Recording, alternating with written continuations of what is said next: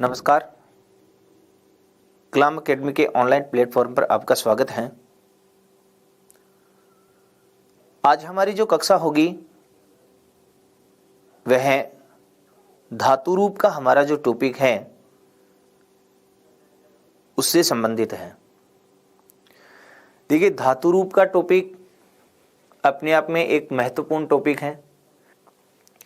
यहाँ धातु, जिस पिछली क्लास में हमने शब्द रूप की बात की थी तो पहले शब्द रूप का टॉपिक पढ़ा है। आज धातु रूप की हम बात करते हैं, धातु रूप का टॉपिक।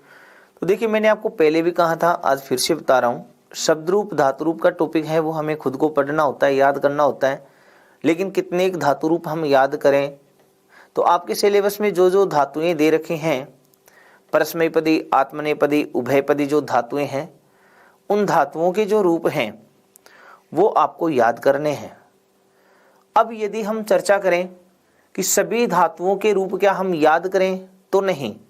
आपको सभी धातुओं के रूप याद करने के बजाय आप ऐसा सहसंबंध बनाओ उनमें कि एक ऐसी धातु चुनो और फिर बाकी के जो धातुओं के रूप हैं उनसे मिलान करो कि इस धातु के समान कौन कौन सी धातुओं के रूप चले हुए हैं। सिर्फ बदल रहा है तो कौन से पुरुष का कौन सा वचन बदला है, यदि बदला है तो एक दो शब्द बदला होगा, पूरी तो बदले नहीं।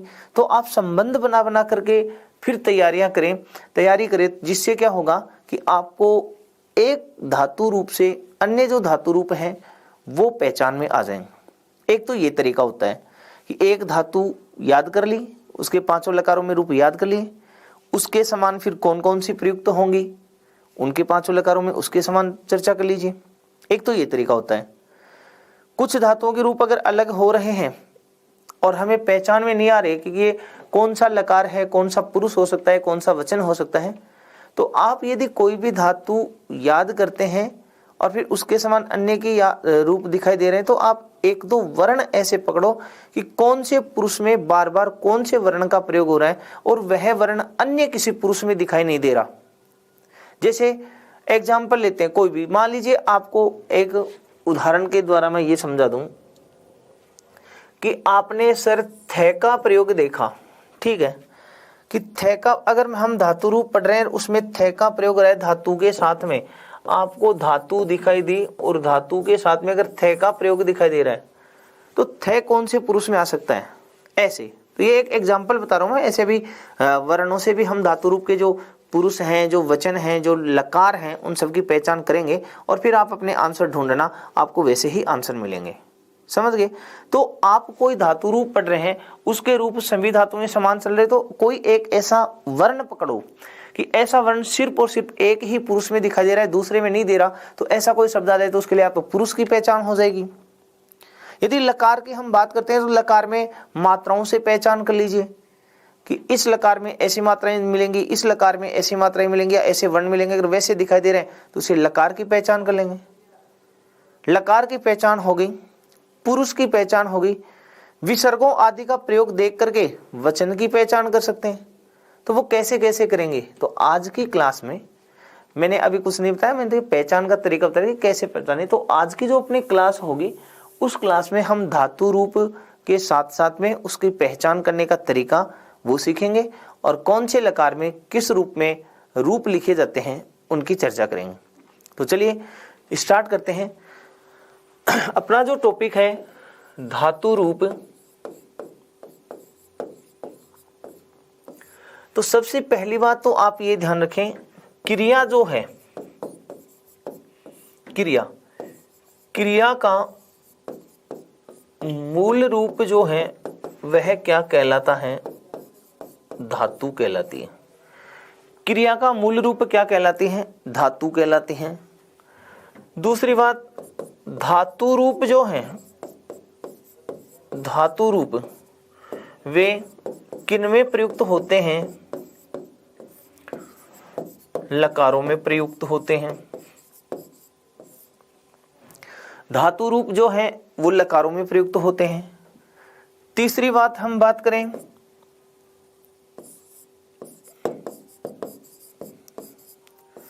संस्कृत व्याकरण में कुल 10 लकार हैं हिंदी भाषा में जिसे हम लकार कहते हैं, उस हिंदी में जिसे आप काल कहते हो, सॉरी, जो काल है हिंदी भाषा में जिसको हम नाम देते हैं क्या, काल, संस्कृत में उसी को हम क्या कह देते हैं, लकार कहते हैं। तो लकार से तात्पर्य क्या लेंगे, काल से लेंगे। कुल जो 10 लकार हैं, प्रत्येक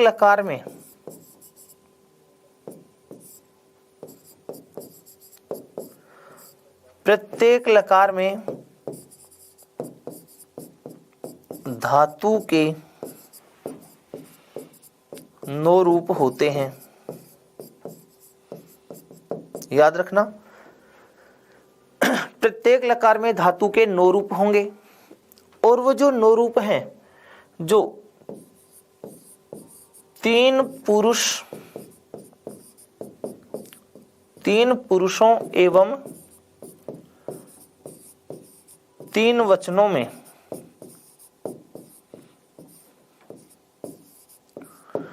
3 पुरुषों एवं 3 वचनों में वो विभाजित रहते हैं। जो आप धातु के प्रत्येक लकार में 9 रूप पढ़ रहे हैं, वे 3 पुरुषों एवं 3 वचनों में विभाजित रहते हैं। अब पुरुष की हम बात करें,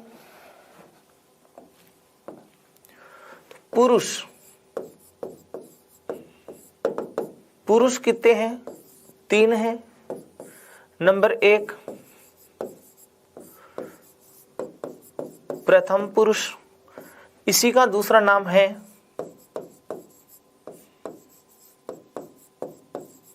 अन्य पुरुष। दूसरा है मध्यम पुरुष और तीसरा होगा उत्तम पुरुष। ठीक है। अब वचन की हम बात करते हैं, तो वचन भी कितने, 3।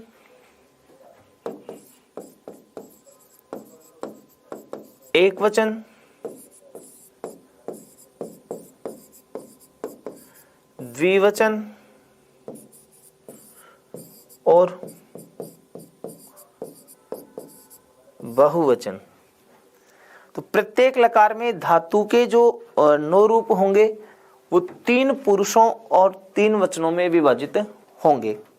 ये तो रही बात अपने कि किस किस रूप में वो धातु रूप चलते हैं पुरुषों एवं वचनों में। अब हम बात करें तो धातु जो हैं, धातु वो भी 3 वर्गों में विभाजित हैं, जिन्हें आप कहेंगे नंबर 1 परस्मैपदी,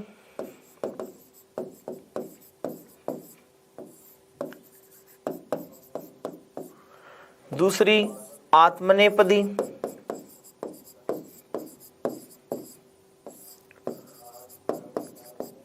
और तीसरी जो होती हैं वे होती हैं कौन सी, उभयपदी धातु। ये जो धातु हैं, धातु इनको 10 गणों में विभाजित किया गया है, जिन्हें भवादिगण, तुदादिगण, क्रियादिगण, तनादिगण, ऐसे जो आप धातुओं के नाम बोलते हैं, तो 10 गणों में विभाजित किया गया है। आप यहाँ घबराए नहीं, हमारे सिलेबस में ये गण के बजाय ये नाम दे रखे हैं, परस्मैपदी धातु, आत्मनेपदी धातु और उभयपदी धातु। ठीक है ना। वो भवादिगण की धातु है कि तुदादिगण की है कि तनादिगण की है, क्रियादिगण की है, ऐसे आपको नहीं दे रखा। यहाँ आपको ये दे रखा है परस्मैपदी धातु, आत्मनेपदी धातु, उभयपदी धातु। सेकंड ग्रेड के सिलेबस में आप बात करते हैं तो यहाँ परस्मैपदी, आत्मनेपदी, उभयपदी भी नाम नहीं दे रखा, सीधी सिर्फ धातुएं दे रखी हैं और उन धातुओं में दे रखा है कि 5 लकारों में आपके प्रश्न आने हैं। तो देखिए जो कुल 10 लकार हैं, उन 10 लकारों में से अपने सिलेबस में, अपने पाठ्यक्रम में जो 5 लकार हैं, 5 लकार वे कौन कौन से हैं। तो इसमें एक तो दे रखा है लट लकार, जिसको आप नाम देते हैं वर्तमान काल। दूसरा है लोट लकार, इसको कहेंगे आज्ञार्थ काल। तीसरा लंग लकार, इसको नाम दे दो भूतकाल। चौथा जो है विधिलिंग,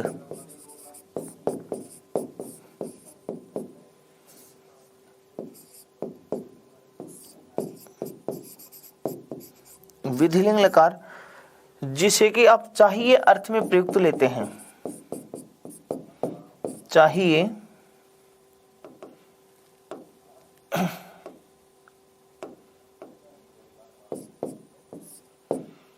अर्थ में। और पांचवा जो लकार है अपने पाठ्यक्रमानुसार उसकी बात हम करें तो लिट लकार, भविष्य काल।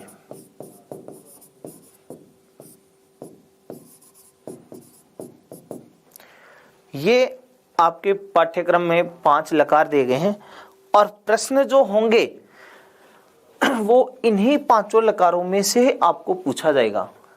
इसके अलावा 5 जो लकार हैं लुंग लिंग आर्ष लिंग लिट लेट जो बात करते हैं आप, उनमें से प्रश्न नहीं होगा। प्रश्न आपके होगा इन 5 लकारों में से, क्योंकि आपके पाठ्यक्रम में धातु रूप के लिए 5 लकार पहले से नाम दिए गए हैं कि ये 5 लकार हैं और इन 5 लकारों में से आपके प्रश्न होगा। तो सिलेबस मैंने आपको, जब सिलेबस विश्लेषण की बात आई थी उस समय मैंने आपको बताया था आपके पास अपना सिलेबस होना चाहिए, अपना पाठ्यक्रम होना चाहिए। जिस टॉपिक को आप पढ़ रहे हैं उस टॉपिक में कौन कौन सी बातें आपको दी गई हैं उन्हीं के आधार पर आप अध्ययन करें। अब जैसे हम बात करें पाठ्यक्रम की, तो आपके पाठ्यक्रम में लकारों का नाम आया है, धातु रूप का नाम आया, तो 5 लकार दे रखे हैं और वो 5 लकार ये दे रखे हैं। इसका मतलब है आपके सिलेबस में जो धातुओं का नाम भी दे रखा है, ये भी ध्यान रख लेना, जिन जिन धातुओं के नाम दे रखे हैं धातु रूप का टॉपिक जो होगा उसमें उन्हीं धातुओं के प्रश्न होंगे, ये कन्फर्म है। यदि उन धातुओं के अलावा अगर कोई धातु का रूप आपसे पूछा गया है तो वो प्रश्न डिलीट होगा। तो धातुओं के नाम फिक्स दे रखे हैं, आप उन्हीं धातुओं के रूप पढ़ेंगे और लकार फिक्स दे रखे हैं, उन्हीं लकारों के रूप आप पढ़ेंगे। अब मैं पहले वो जो धातु रूप हैं अपने जो धातुएं दे रखी हैं उनको पढ़ने से पहले, वो धातु पढ़ें उनसे पहले मैं कुछ प्रश्नों की चर्चा करना चाहूंगा कि प्रश्न आपसे यहाँ इस टॉपिक से किस रूप में पूछे जाएंगे।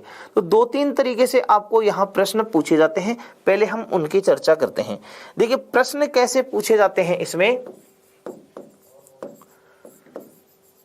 प्रश्न के प्रकार आप यहाँ देखिए प्रश्न कैसे पूछे जाते हैं। तो नंबर 1 धातु का जो टॉपिक है उसमें प्रश्न कैसे पूछे जाते हैं। तो नंबर 1 धातु रूप आपको दे रखा होगा, पहले से धातु रूप है तो उसमें आपसे लकार पुरुष वचन पूछ सकता है। अगर धातु रूप दे रखा है तो पूछेगा क्या, लकार पुरुष वचन।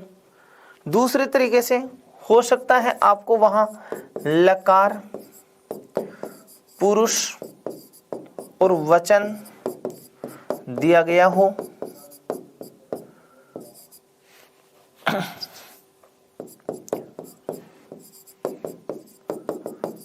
तो उसका धातु रूप पूछ सकता है।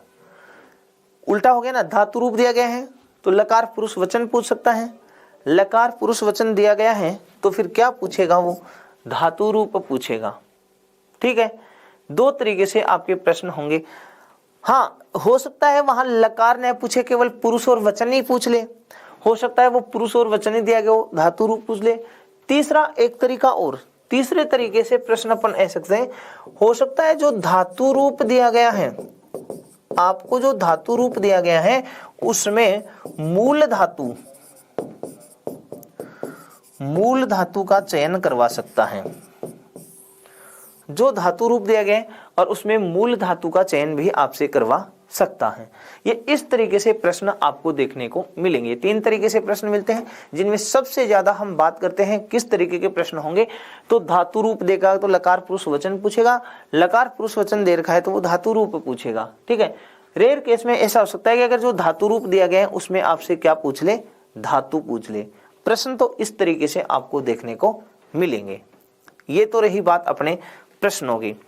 ठीक है, अब जो आप धातुओं की बात करें, परस्मैपदी धातु, आत्मनेपदी धातु, उभयपदी धातु, तो वो क्या होती हैं, परस्मैपदी क्या होती है, आत्मनेपदी क्या होती हैं, उभयपदी क्या होती हैं, उनकी चर्चा करते हैं। ठीक है, संज्ञा प्रकरण में अपन ने एक संज्ञा पढ़ी थी और उस संज्ञा का नाम था पद संज्ञा। और पद संज्ञा सूत्र ये पढ़ा था शुभ तिङंतम पदम, कुछ याद आ रहा है, शुभ तिङंतम पदम पढ़ा था। वहां पर तिंग प्रत्ययों की अपन ने बात की थी, तिंग प्रत्ययों, और तिंग प्रत्ययों के लिए अपन ने कहा था कि तिंग प्रत्यय कितने हैं, 18 हैं, और उन 18 तिंग प्रत्ययों को अपन ने 9 + 9 के भाग में बांटा था, जिनमें 9 तो परस्मैपदी प्रत्यय थे और 9 आत्मनेपद थे। वो परस्मैपद आत्मन पद तो वो धातु अर्थात जिनमें तिंग प्रत्ययों में तिप तस झी वाली प्रत्यय जुड़ते हैं वो परस्मैपदी धातु होती हैं, और जिनमें तय आताम झ वाले प्रत्यय जुड़ते हैं वो आत्मनेपद धातु होती हैं। जैसे एग्जाम्पल अपने पास ये कहा कि सर परस्मैपद क्या होती है, परस्मैपदी धातु की हम बात करते हैं तो परस्मैपद धातु में तिप तस झी सिप थस थे मिप वस और मस ऐसे मिलते हैं। ये प्रत्यय जुड़े हुए मिलेंगे, वो परस्मैपद धातु हैं। और आत्मनेपद की हम बात करते हैं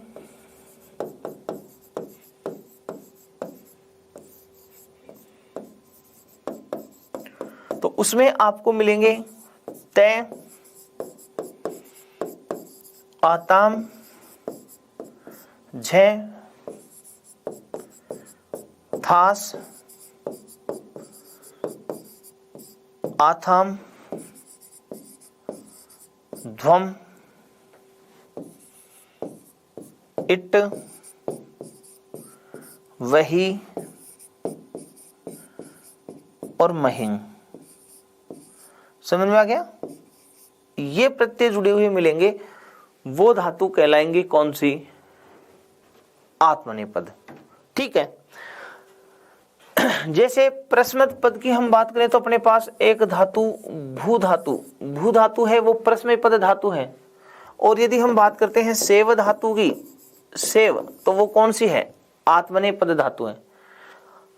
ये तो रही बात। अब धातु रूप पहचानने के लिए मैंने कहा था अगर अक्षर भी आप ध्यान रखते हो तो उन अक्षरों से भी पुरुष और वचन की पहचान कर सकते हैं। मैं अभी एक एक धातु रूप पढ़ाऊंगा, यहाँ एक एक धातु रूप हम लेंगे, उनसे पहचान कर लेना, वरना ये जो प्रत्यय हैं आप इन प्रत्ययों से पहचान कर सकते हैं। देखिए जहां पर प्रत्यय में आपको शय दिखाई दे रहा है अंत में, खरवसानी विसर्जनीय, जहां अंत में शय दिखाई दे रहा है वहां विसर्ग का प्रयोग होता है, याद रखना। जहां शय का प्रयोग दे रखा है वहां विसर्ग होता है शय का। यहाँ देखिए थास में शय है तो इसका मतलब विसर्ग है। एक तो इस तरीके से। दूसरा, अगर मान लीजिए सर विकिरण आदि आते हैं, विसर्गों आदि का लोप भी हो जाता है, तो फिर वो उसके लिए अपन कोई लकार में अगर आप धातु रूप पढ़ रहे तो लकार का रूप जो पढ़ रहे हैं उस रूप से भी आप पहचान कर सकते हैं।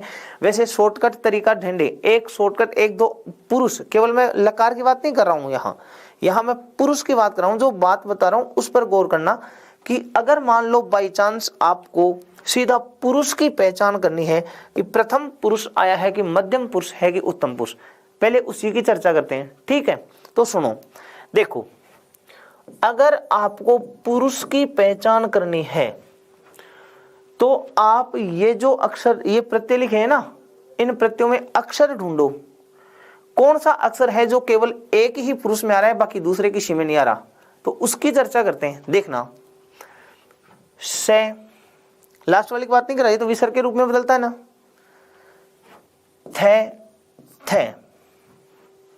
एक बार सुनना, अगर कोई धातु आ रही है, उस धातु के साथ में से का प्रयोग दे दिया जाए, सिर्फ पुरुष की पहचान, मैं वचन की बात नहीं करूं, वचन की बाद में करेंगे, केवल पहले पुरुष की पहचान करो। धातु में से दे दे, थे दे दे, इधर भी चलो, धातु में थे का प्रयोग हो रखा है और ध्वे का प्रयोग हो रहा है, ठीक है ना। ये थे का प्रयोग है और ये ध्वे का, इसका मतलब पुरुष की आप बात करें तो मध्यम पुरुष है। अब चाहे वो आत्मनेपदी धातु है और चाहे से वो परस्मैपदी धातु है, धातु के बाद जैसे सपोज करो मैंने ऐसा लिख दिया, एक बार सुनना,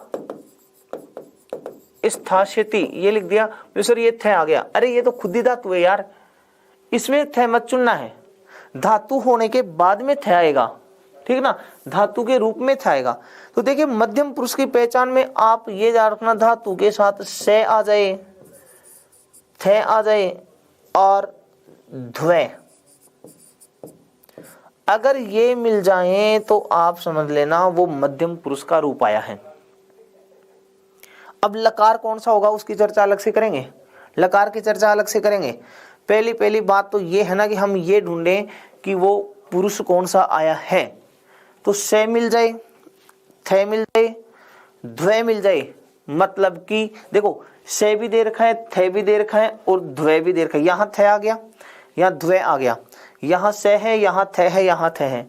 अब देखो बाकी और कोई से में दे रखा है क्या, ये और कोई से में है नहीं है, तो पुरुष की पहचान हुई ना, धातु रूप लिखा हुआ आएगा पेपर में ऑलरेडी, या तो पुरुष लकार वचन देंगे तो धातु रूप ऑप्शन में आएगा, और प्रश्न में अगर धातु रूप लिखा है तो उसका पुरुष लकार वचन पूछेगा, वो ऑप्शन में आएगा। तो आप ये वर्ण टिक कर लो ना, इन वर्णों से पहचानो, फिर आप कोई भी धातु रूप पढ़ रहे हैं, कोई रूप याद करें, उनमें ये वर्ण ढूंढो और जो पुरुष की पहचान करे देखो उसमें वो पुरुष आया है कि नहीं आया, ऐसे आप पहचान करो। फिर कितने रटोगे, एक दो पढ़ो, बाकी के वो तरीके निकालो, और फिर कोई भी शब्द आप प्रैक्टिस करें उसमें धातु जो भी आप प्रैक्टिस करें, ऑब्जेक्टिव उसमें की हम शीट देंगे आपको, तो जो भी अपन बात करें आप प्रैक्टिस भी कर रहे हो, तो कोई शब्द आपके सामने आ गया तो आपने जो ट्रिक निकाली है उससे निकालो क्या वो उत्तर आ रहा है कि नहीं आ रहा। तो ये तो पुरुष की पहचान होगी, कौन से की, मध्यम पुरुष की। मध्यम पुरुष की तो इनसे हो गई। उत्तम पुरुष की पहचान करते हैं। उत्तम पुरुष में सुनना, उत्तम पुरुष में परस्मैपदी धातुओं में मी आता है, मी है, मी का नय बदल जाता है, या धातु में मैं आ जाता है, धातु के साथ में मैं, ऐसे वाला। ताम तम के नहीं भाई, ताम तम आएगा तो फिर वो द्विवचन में आ जाते हैं, ठीक है ना, वो आगे की चर्चा है। या फिर आप यहां से ध्यान रखो, वह और मैं। उत्तम पुरुष की हम चर्चा करें, उत्तम पुरुष, तो उत्तम पुरुष में आप यहां देखें, अगर धातु में या तो मैं आता है तो वो हलंत वाला जाएगा, या मी आ जाएगा, मान लो मी और नी और तीन वर्ण, ये तीन अक्षर, ये ट्रिक क्या है वो बाद में ढूंढेंगे, कैसे है बता दूंगा, एक एक को ढूंढ लेंगे। पहले शॉर्ट ट्रिक निकालते हैं, फिर क्या ऐसा तरीका है क्या आगे ढूंढ भी लेंगे वो। ये तीन वर्ण जो है वो आत्मनेपदी वाली में आएंगे, बाकी प्रश्न पत्र सभी में तीन तीन आते हैं, पर ये तीन, चलो तीन वाला तो अलग से मैं आपको बता दूंगा, मात्राओं के साथ बताऊंगा, वरना तो क्या सर भवती में भी तीन आ रहे हैं, भवतय में भी तीन आ गए, तो वो उनकी चर्चा अलग करेंगे, इसलिए कंफ्यूज हो जाओगे। ये तीन वर्णों वाला हम अलग से तरीका निकालेंगे। मैं आ जाएगा हलंत वाला धातु में, मी आ जाए, नी आ जाए, या फिर आप देखो वह और मैं, इनके साथ विसर्ग आ सकता है, न भी आए, वह न जरूर आएगा। या फिर आप क्या करें, वह के साथ में देखो, वह के साथ वह जो लिखा है उसके साथ है मिल जाए, या मैं जो लिखा है उसके साथ है मिल जाए। अगर ऐसा कंडीशन मिल जाए, देखो यहाँ पर वह के साथ है, वह के साथ है और मैं के साथ है ना, ऐसा तरीका। अगर ऐसे आपको कंडीशन मिल जाए तो आप वहां समझ लेंगे कि वो कौन सा पुरुष आया, उत्तम पुरुष। फिर से सुनना, पहचान करना, हलंत वाला मैं, हलंत का मैं धातु में मी, नी, या वह या मैं, विसर्ग आ भी सकता है, न भी है, या वह के साथ है, मैं के साथ है, या आत्मनेपदी में आ जाएंगे। ऐसे वर्ण आपको धातु में दिखाई दें, धातु रूप में ऐसे वर्ण दिखाई दें, वहां आप उत्तम पुरुष की पहचान करेंगे कि वो उत्तम पुरुष है। और एक बात और सुन लो, जैसे मान लीजिए मैं आपके सामने ऐसे लिख रहा हूं, वह यहां लिख दिया वह है और ये लिख दिया क्या, मैं है। समझना इसको, ये ट्रिक निकालेंगे, फिर आगे मात्राओं से भी हम उत्तर निकालेंगे, वचन की भी बात कर लेंगे कौन सा वचन है। ये जो इस विसर्ग है इसका उच्चारण हम किस में करें, है में। ये विसर्ग है इसका उच्चारण किस में करें, है में। इसका मतलब ये आप इसको वह बोल रहे हो, इसको बोल रहे हो मैं है। भाई उच्चारण करें तो विसर्ग का उच्चारण है के रूप में हो रहा है ना, वह है मैं है, ऐसे बोल रहे हो ना। इसका मतलब वह के साथ क्या आया, है, और मैं के साथ क्या आया, है। तो देख लो, वह के साथ है, मैं के साथ है, ये उच्चारण के लिए ये ऑथेंटिक कारण नहीं है। मैं तो आपको एक ट्रिक बता रहा हूं याद करने की, हमारा प्रश्न कैसे सही हो, ठीक है ना। तो वह के साथ है बोल रहा है, मैं के साथ है बोल रहा है, ये विसर्ग आ रहा है चाहिए से। तो आप ये देखें, ऐसे जो आपको मिलेंगे चाहे मात्राएं वो कैसी आ रही हैं, किस लकार में किस रूप में आती हैं, तो उनको आप पुरुष की पहचान कर लेंगे एक बार के लिए, पुरुष की, ये कौन सा पुरुष है, ठीक है। अब सुनो दूसरा, सर पुरुष की तो पहचान होगी, वचन की पहचान कैसे करें, वचन कौन सा होगा। तो सुनना, वचन की पहचान भी बता रहा हूं। इन दो के उत्तम पुरुष और मध्यम पुरुष के अलावा आ गया, वो कौन से पुरुष में आ गया, प्रथम पुरुष में। वचन की पहचान सुनो, वचन की पहचान आप बात करें, पहले मध्यम पुरुष है ना, एक वचन, द्विवचन और बहुवचन। मध्यम पुरुष की बचेगा वो प्रथम पुरुष रह जाएगा, मध्यम पुरुष और उत्तम पुरुष की पहचान कर लेते हैं, बचेगा वो प्रथम पुरुष है, ठीक है। तो सुनना कैसे, या तो आपको मिलेगा से या था के साथ में विसर्ग, धातु में या तो मिल जाए से या था के साथ विसर्ग मिल जाए। समझ लेना वो कौन सा पुरुष आया है, मध्यम पुरुष। वचन कौन सा है, एक वचन। था अकेला आ सकता है, यहां आपको थाम, थाम मिलेगा। आत्मनेपदी में परस्मयी पदी है ना, तो मिलेगा क्या, ताम, सॉरी तम। परस्मयी पदी में मिलेगा आपको तम, से और था मिल जाएगा, ये तम या थाम मिलेगा।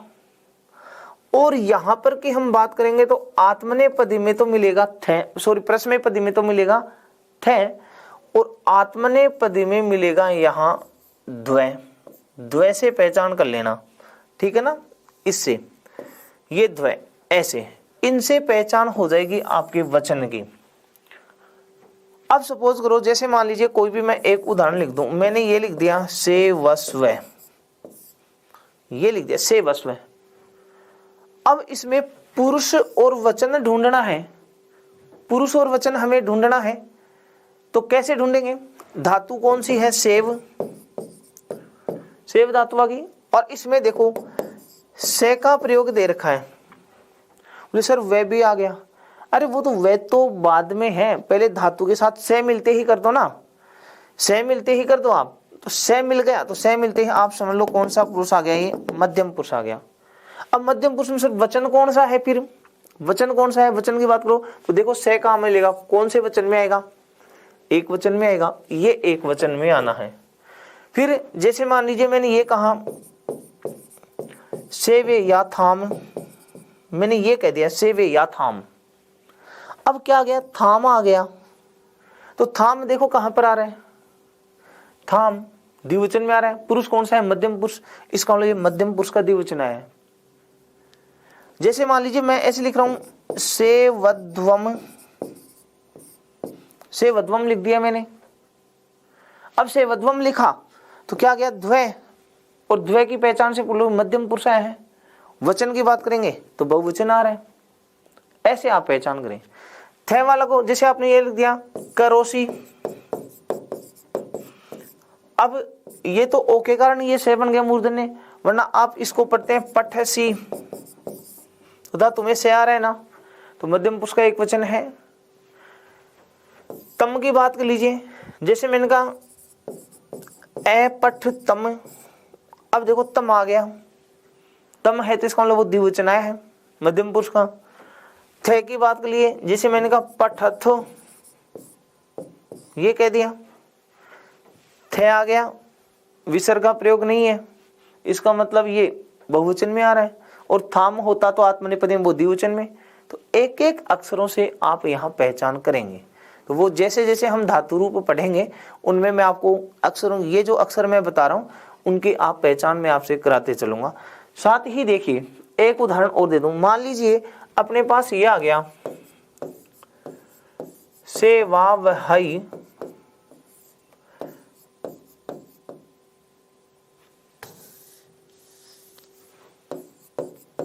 से वा वही और आ गया से वा महई।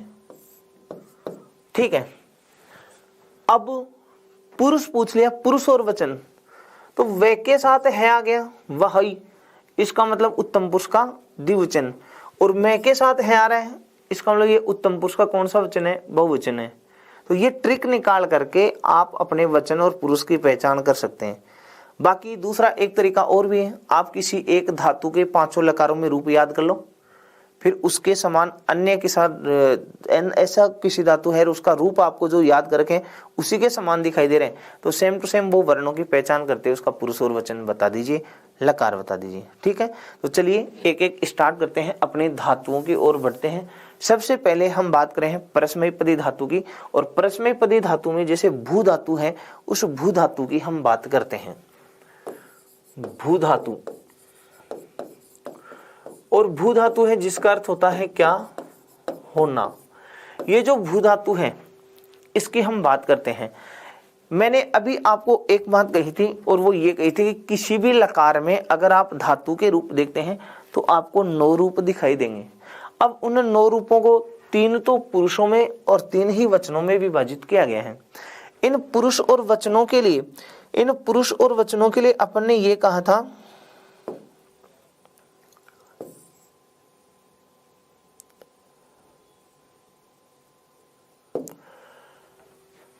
नंबर सिस्टम दे, तो इसको अपन कहेंगे 1 नंबर, ये 2 नंबर, ये 3 नंबर है, ये 4, ये 5, ये 6, ये 7, ये 8 और ये 9।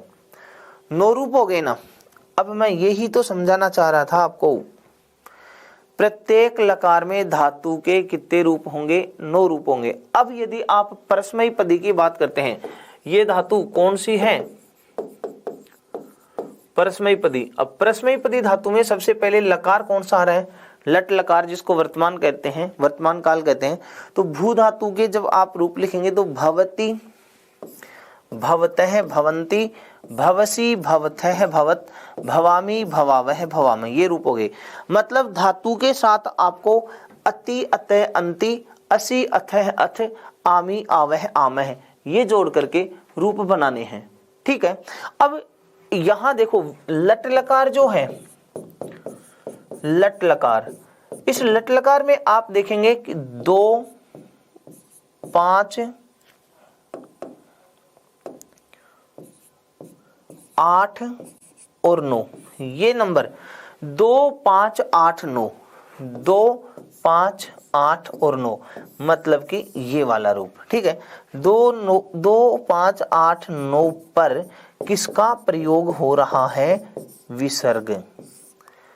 लट लकार में परस्मैपदी में 2, 5, 8, 9, 25, 89 कह दो आप, यहाँ पर विसर्ग का प्रयोग होगा।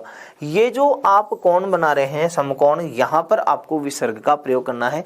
ये देखिए विसर्गों का प्रयोग आपको यहाँ मिलेगा। ठीक है, इस रूप में लट लकार में आपको विसर्ग देखने को मिलेंगे। सेम टू सेम यही तरीका आपका लिट लकार में हो जाएगा। लिट लकार में भी वही 2, 5, 8, 9 पर किसका प्रयोग मिलेगा, आपको विसर्ग का प्रयोग मिलेगा। फिर उसके बाद नंबर 2 पर हम बात करते हैं लोट लकार की। लोट लकार आज्ञार्थक काल, वही भू धातु का।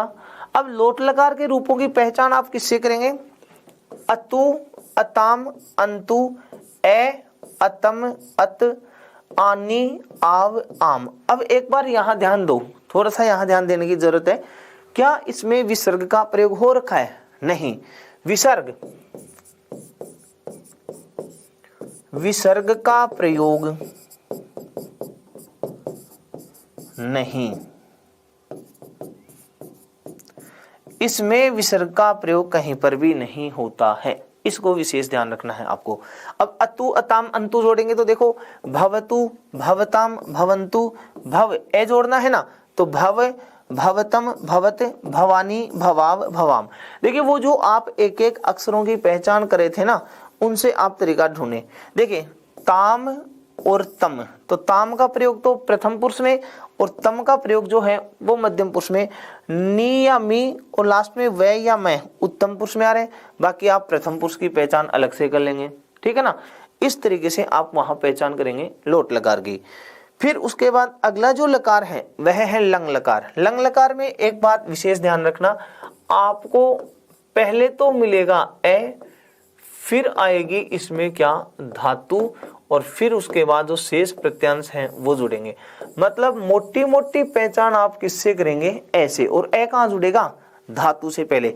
देखिए यहाँ पर धातु से पहले, जैसे अभी जो रीट के एग्जाम लगी थी उसमें एक प्रश्न आया था प्रभवती, ये था प्रभवती शब्द आया था और उसको आपसे लंग लकार में परिवर्तन करवाया था। लंग लकार, लंग लकार में परिवर्तन करो।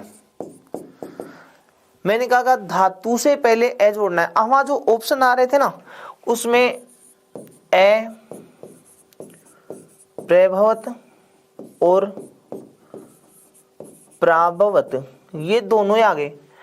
अब कुछ अभ्यर्थी मैंने देखा है जब एग्जाम देकर के आए तो पूछ रहे थे सर लंग लकार में ए का प्रयोग होता है, तो हमने आंसर ए प्रभवत चुना, तो ये गलत है।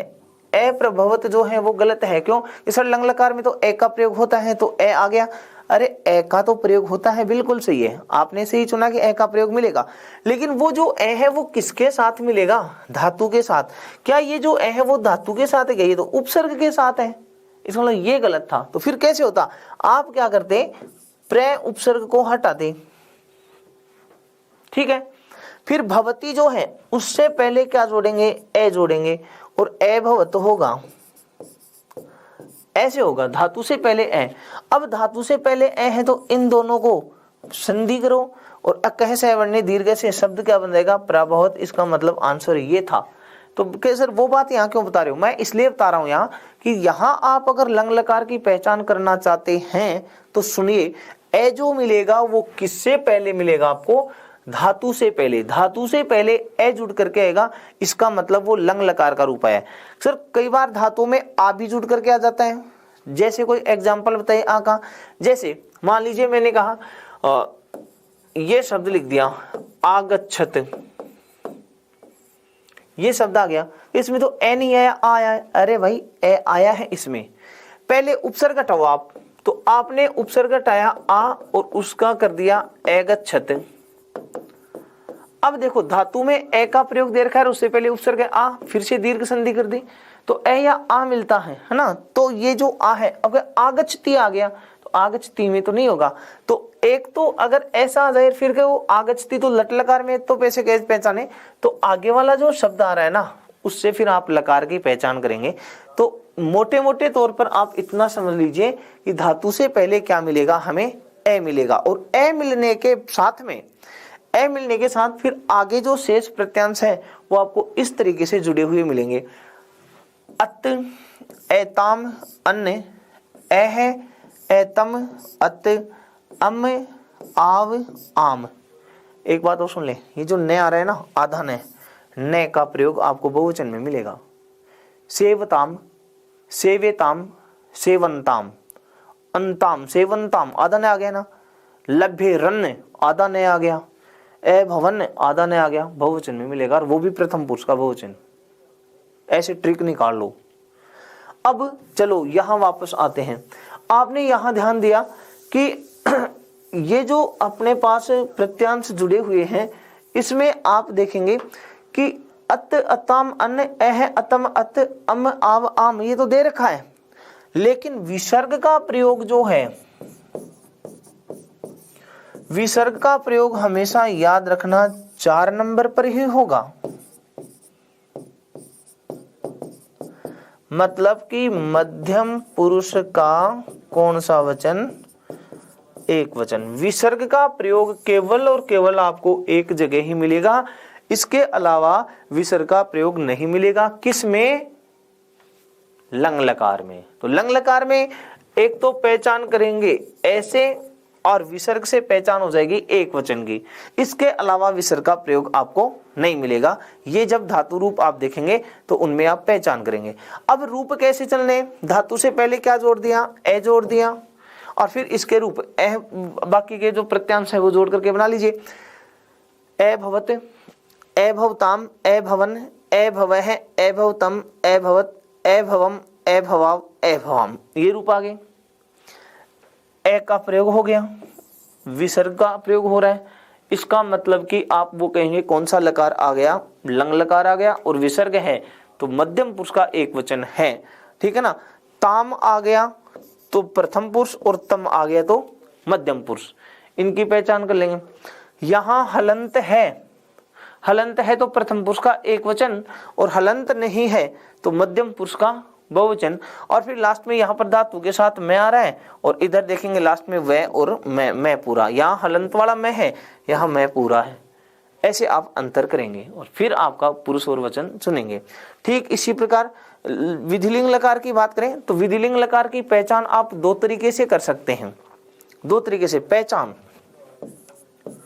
देखिए विधिलिंग लकार की पहचान की तरीका बता रहा हूं।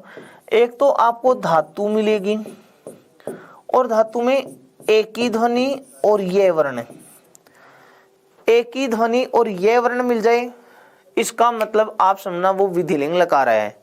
फिर से सुना, एक ही ध्वनि आ जाए और ये भी आ जाए तो वो विधिलिंग लकार है। दूसरा, धातु और धातु के तुरंत बाद क्या आ जाए? ये आ जाए। धातु के तुरंत बाद ये, तुरंत बाद ये, जैसे मैंने कहा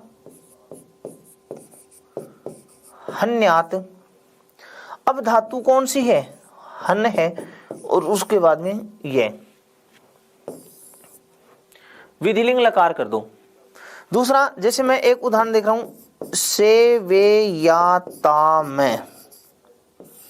सेवेयाताम आ गया।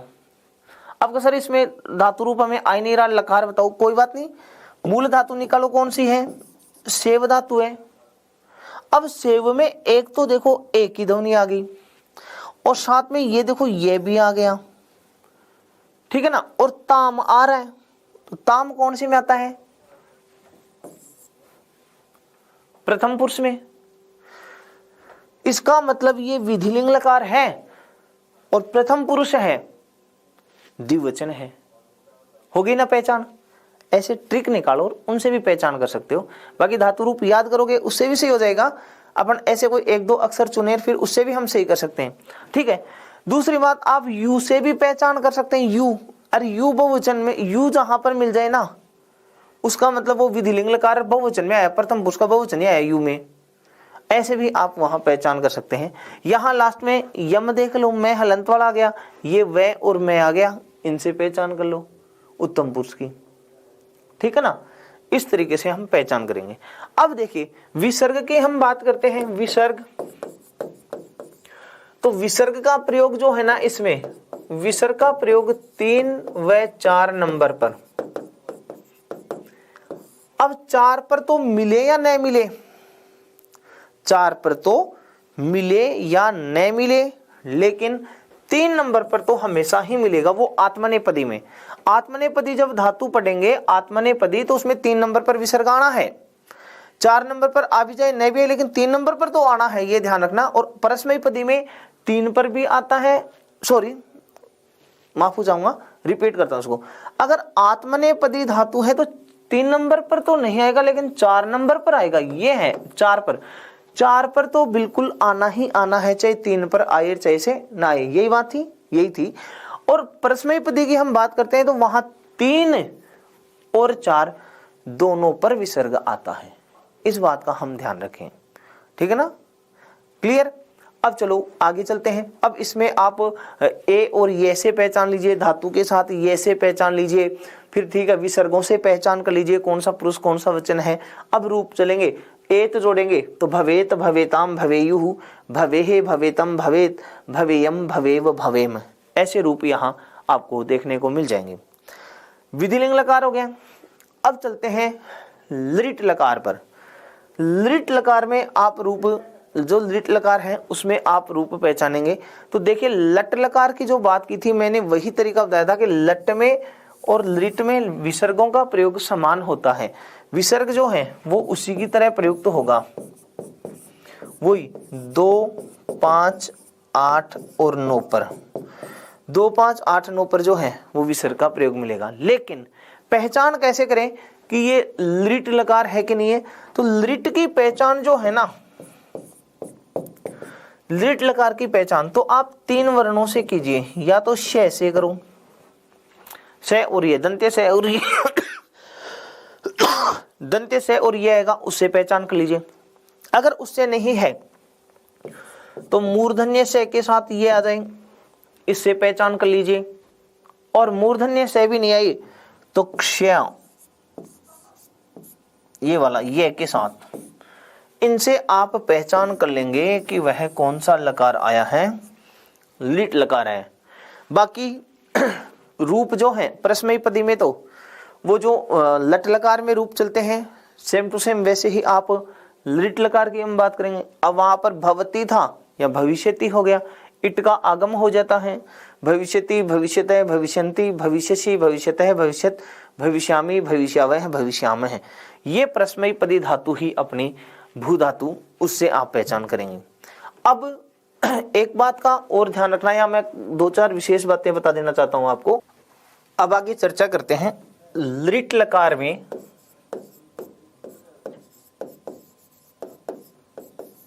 धातु के जो रूप परिवर्तन होता है। लिट लकार में परिवर्तन मतलब लिट लकार में धातु रूप जब हम लिखते हैं तो वो किस रूप में परिवर्तित होता है, या कहां पर परिवर्तन होता है या नहीं होता, इसके विषय में हम यहाँ चर्चा करते हैं।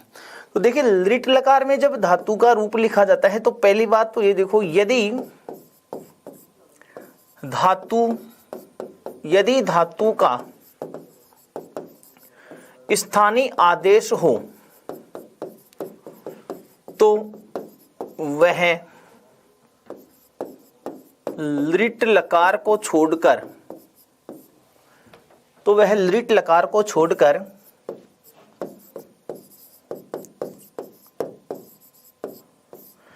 शेष 4 लकारों में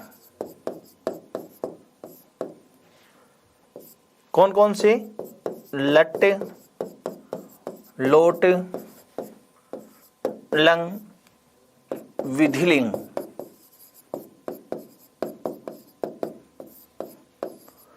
इन 4 लकारों में होता है।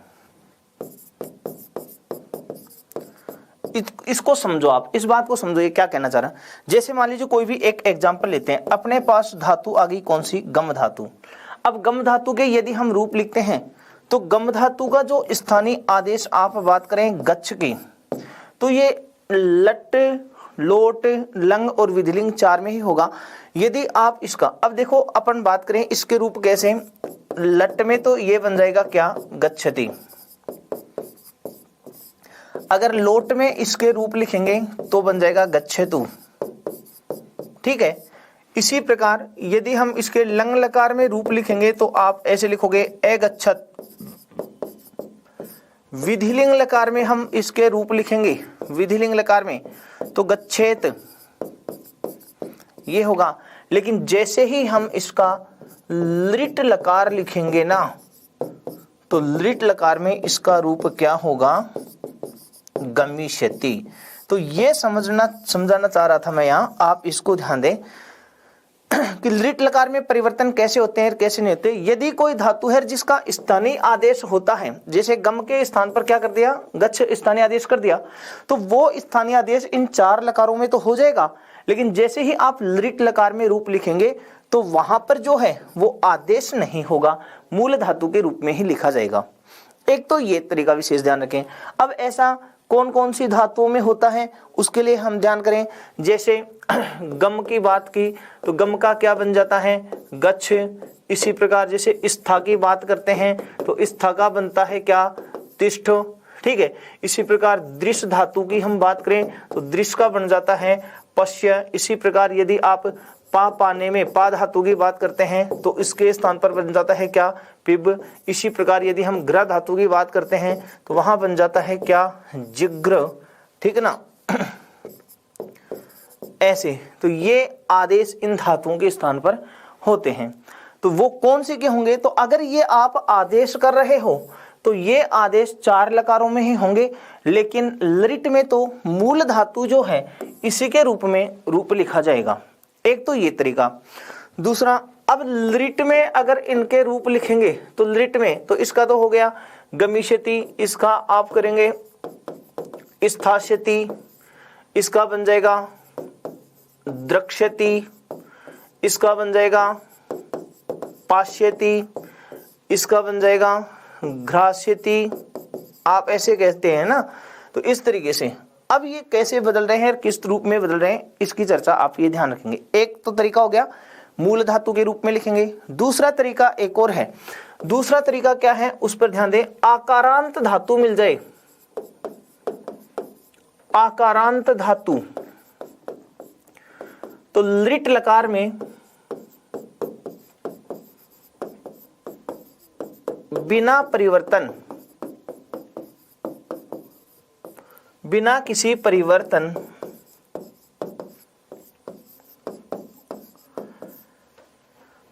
शेष प्रत्ययांश जो है वह आपको जोड़ना है।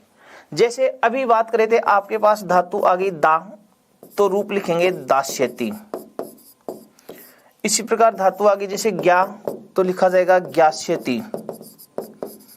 ठीक है ना। इसी प्रकार धातु है जैसे पा, तो लिखोगे पाश्यति। इसी प्रकार आगे जैसे आप बात करें आकारांत स्था धातु है और स्था की बात करेंगे तो स्थास्यति। ऐसे आकारांत धातु होगी तो लृट लकार में बिना किसी परिवर्तन शेष प्रत्ययांश जो है वो आपको जोड़ते हुए उसका रूप चुनना है। ये आकारांत की बात आ गई। अगली बात है लघु स्वर वाली। लघु स्वर, वो लघु स्वर कहां मिलेगा, उपधा। उपधा में लघु स्वर हो। अब उपधा का मतलब होता है, अपने संज्ञा प्रकरण में कहा था, अलो अंत्यात पूर्व उपधा, सेकंड लास्ट वर्ण जो होता है उसको हम कहते हैं उपधा संज्ञक वर्ण, है ना। तो उपधा में लघु स्वर हो, लघु स्वर हो तो उसका लृट में गुण हो जाता है। लृट लकार में क्या करेंगे, गुण करेंगे।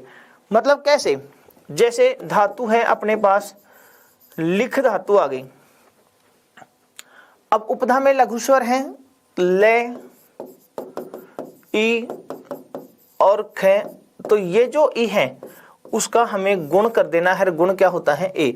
अब देखो गुण का मतलब, अगर ई है तो उसका ए होगा, यदि ऊ है तो उसका ओ हो जाएगा, और यदि री है ना तो उसका क्या कर देंगे, अर कर देंगे। ठीक है, ये लघु स्वर है उसका गुण। तो लिख का क्या करोगे, ले करोगे और रूप होगा लेखिष्यति। ऐसे रूप बनेगा फिर। ठीक है, फिर अगला तरीका ये है स्वरांत धातु हो। मतलब आप ऐसे कहें, ई से अंत होने वाली, ई अथवा ई, ऊ अथवा ऊ और री, इनसे अंत होने वाली अगर धातु है तो उसका ए, ओ और अर, मतलब ये क्या है, गुण है। कहां पर, लृट लकार में धातु के अगर इनसे अंत होने वाली कोई धातु है और उसका लृट लकार में रूप लिख रहे हैं तो उसका भी गुण करना है। कैसे, जैसे धातु आ गई ची धातु है, नी धातु है, जी धातु है, श्रु धातु है अपने पास, इसी प्रकार क्री धातु है। तो आप इनके लृट में जब रूप लिखेंगे ना तो ई का गुण ए, तो ची का क्या बन जाएगा चेष्यति, नी का नेष्यति, जी का जेष्यति, ठीक है ना। इसी प्रकार श्रु का क्या बन जाएगा श्रोष्यति, क्री का करिष्यति, ऐसे बनेंगे, ठीक है। तो स्वरांत धातु आ जाए जिसमें ई उ री से अंत होने वाली धातु है, उसका लृट लकार में यदि आप रूप लिख रहे हैं तो वहां पर भी आप जो अंतिम स्वर आ रहा है उसका क्या कर देना है गुण कर देना है। एक बात ये ध्यान रखेंगे। अंत में एक चर्चा और करें। आप देखते हैं धातु के साथ में धातु सेट हो, धातु सेट हो तो लृट लकार में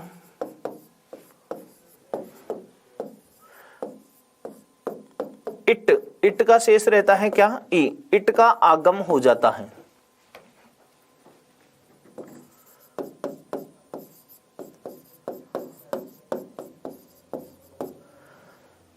अब के सर कैसे, देखो एक एग्जांपल से समझाएं।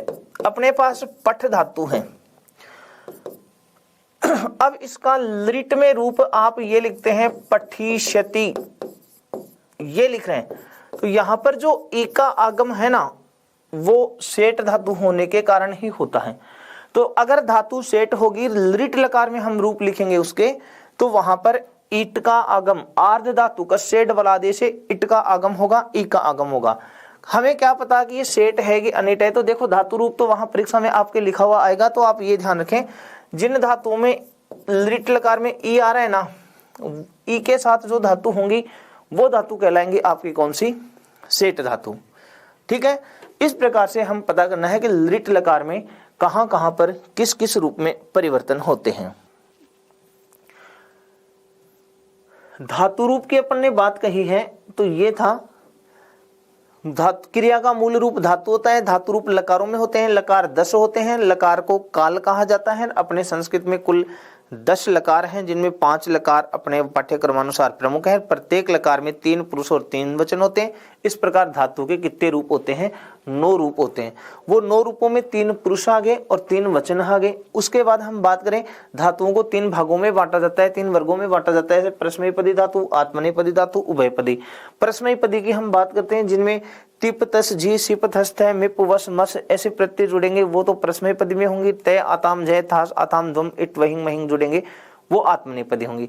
लकार 5 हैं, जिनको किस नाम से जाना जाता है परस्मैपद और आत्मनेपदी जो है उनकी हम चर्चा कर चुके हैं। ये परस्मैपद प्रत्यय हैं, ये आत्मनेपद प्रत्यय हैं, इनसे आप पहचान कर लेंगे। उसके बाद में ये वचन पहचानने का तरीका संक्षिप्त में ढूंढा कि से और था मिले, इसका मतलब वो मध्यम पुरुष एक वचन आ रहा है। तम और था में मिल जाए, मध्यम पुरुष का द्विवचन है। थे या ध्वय मिले, वो मध्यम पुरुष का बहुवचन है। फिर यहाँ पर उत्तम पुरुष की हम बात करें तो वे के साथ हम बात करें है, मैं के साथ है, तो देखो ये वे के साथ है और मैं के साथ है की बात करे थे। वे के साथ है और मैं के साथ है, इसका मतलब वो कौन सा आ रहा है उत्तम पुरुष। उत्तम पुरुष इनकी चर्चा की थी। साथ ही आगे देखिए ये जो धातु रूप हैं भू धातु के लट लकार में परस्मैपदी धातु के रूप, तो आपने ये कहा लट लकार में भवती भवतय भवंती भवसी भवतय भवत भवामी भवावय भवामय, इनकी चर्चा करी थी। लट लकार में विसर्ग पर ये जो है वो विसर्ग का प्रयोग होगा। यदि लोट लकार की आप बात करते हैं तो लोट लकार में अतु अताम अंतु ए अतम अत आनी आव आम ऐसे होंगे।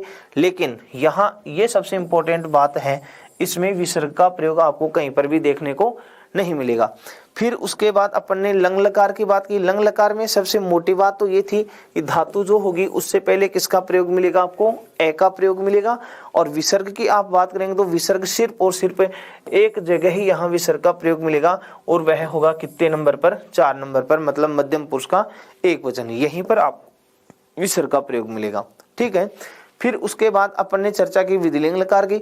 विधिलिंग लकार में 2 जगह विसर्गों का प्रयोग होगा, 3 नंबर और 4 नंबर पर। 3 पर हो भी सकता है, न भी हो। आत्मनेपदी धातु है तो उसमें 3 नंबर पर नहीं मिलता है, लेकिन 4 नंबर पर तो मिलेगा ही मिलेगा। इसलिए याद रखें 3 या 4 पर जहां विसर्ग मिलेगा, साथ में पहचान कैसे करेंगे, तो उसने कहा धातु में ए और ये मिल जाए, या फिर डायरेक्ट ही धातु के साथ ये आ जाए। जैसे धातु के साथ डायरेक्ट ये आ गया हन्यात, इसका मतलब ये विधिलिंग लकार आया है। दूसरा ए और ये की ध्वनि देख लीजिए, इसका मतलब ये विधिलिंग लकार है। बाकी रूप आपके सामने परस्मैपदी के धातु के लिखे हुए हैं। फिर उसके बाद आगे की चर्चा करें लिट लकार। लिट लकार में विसर्ग का प्रयोग जो है वो तो लट लकार के समान ही होना है। लट के समान, किसके समान होगा ये? लट लकार जो है, लट लकार, उस लट लकार के समान ही होंगे। ठीक है, पहचान आप इन 3 वर्णों से कर लेना, शेक शेक शे ऐसे मिल जाए, इसका मतलब वो कौन सा आया है? लिट लकार है। फिर लिट लकार में अपन ने कुछ परिवर्तनों की बात की कि कैसे होंगे कि नहीं होंगे। तो आप एक आज जो ये 4 लकार जो हैं इनमें तो स्थानीय आदेश होता है। जैसे आपने कहा गच्छति, गच्छतु, अगच्छत, गच्छेत, ये 4 में हो गया, लेकिन यहाँ तो मूल धातु ही रहेगी।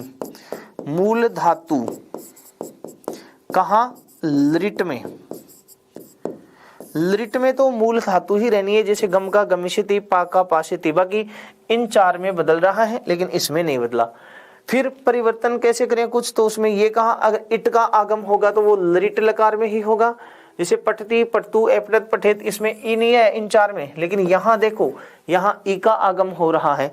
फिर अपन ने कहा अगर स्वरांत धातु है जिसके अंदर में ई, ऊ, री आ रहा है तो उसका आप गुण कर लेंगे, और उदाहरण आपके सामने है। और यदि धातु आकारांत आ जाए तो बिना किसी परिवर्तन के ही आपको क्षति, शतय, शंति जोड़ देना है। जैसे एग्जाम्पल आपके सामने लिखे हुए हैं।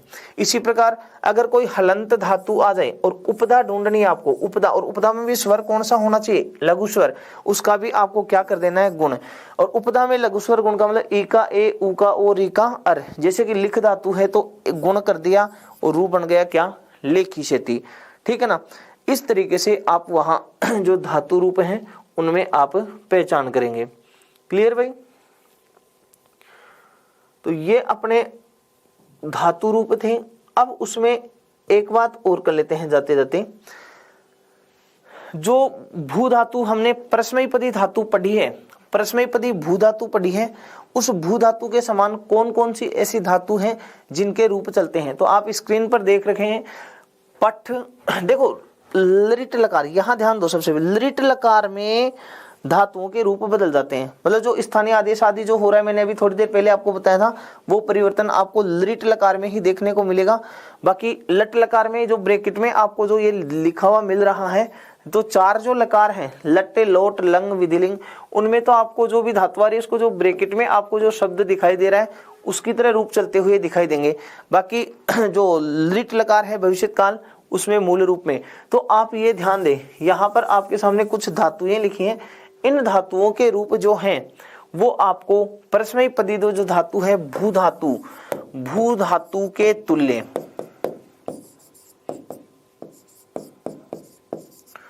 भू धातु के समान ही इनके रूप आपको देखने को मिलेंगे। ये देखिए भू धातु के रूप समान इनके रूप होंगे, लिट लकार में रूप बदल जाएंगे। तो ये आपकी स्क्रीन पर कुछ धातुएं हैं, इनके रूप भी आप इस भू धातु से पहचान सकते हैं। तो आज की क्लास में अपन ने ये जो परस्मैपदी धातु है भू धातु, उसकी चर्चा की है, और इससे बनने वाली अन्य जो धातु रूप हैं जो मैंने आपके सामने स्क्रीन पर दे रखे हैं, इनके रूप आप आसानी से इससे पहचान सकते हैं। ठीक है, फिर भी आपके सिलेबस में और भी जो अन्य धातुएं हैं उनकी चर्चा हम है जो अगली क्लास में करेंगे। आत्मनेपदी धातु हैं उनकी चर्चा करेंगे, और साथ ही सिलेबस में जो परस्मैपदी या और भी धातु हैं जो भू के तुल्य चल रहे हैं उनकी चर्चा जो है वो भी हम अगली क्लास में करेंगे।